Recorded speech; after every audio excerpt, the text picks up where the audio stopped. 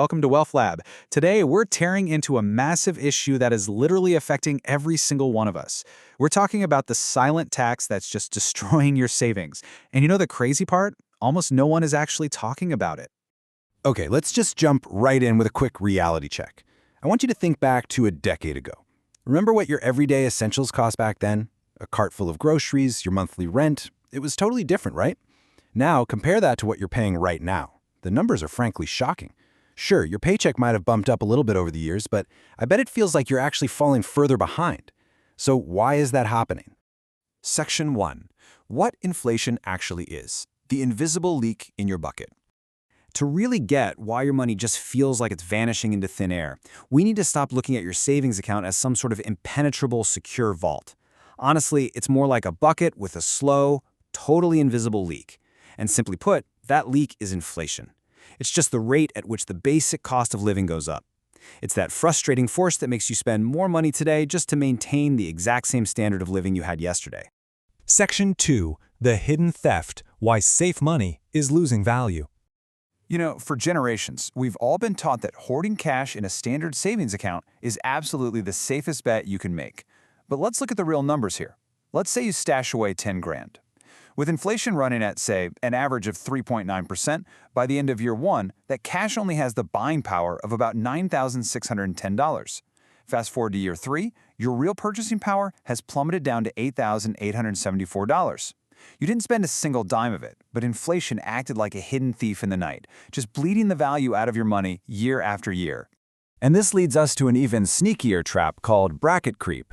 Look at Jane here. Jane earns $89,000 a year. Because living costs are through the roof, she smartly negotiates a 4.8% pay bump with her boss just to keep her head above water. Awesome, right?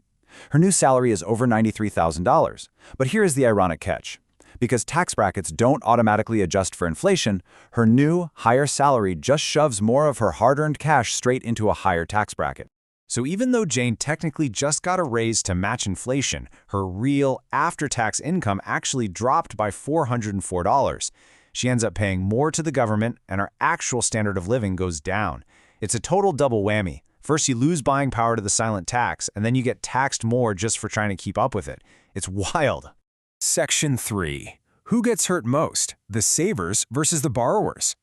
Now, the pain of this silent tax definitely isn't handed out evenly, so we have to look at who is actually winning and losing in this warped system. In a bizarre twist, the setup silently punishes responsible people.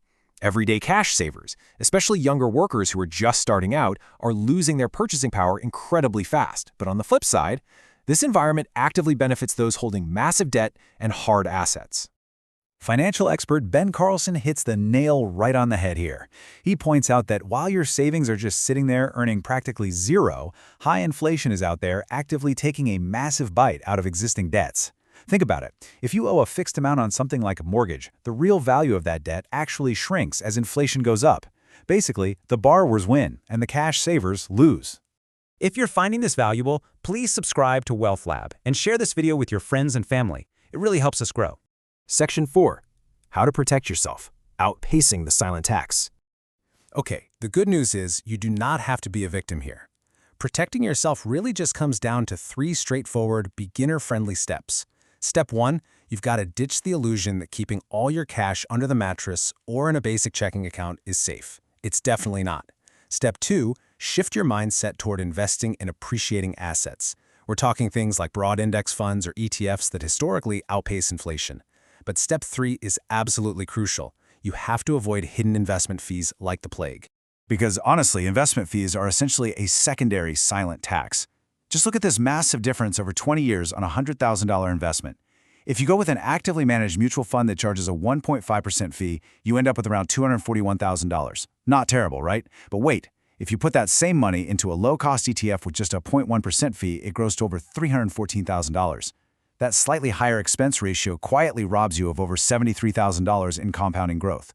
So you have to take control and plug this secondary leak. Really scrutinize your accounts for things like layered expense ratios. Keep an eye out for sneaky trading costs or account inactivity fees. They add up fast.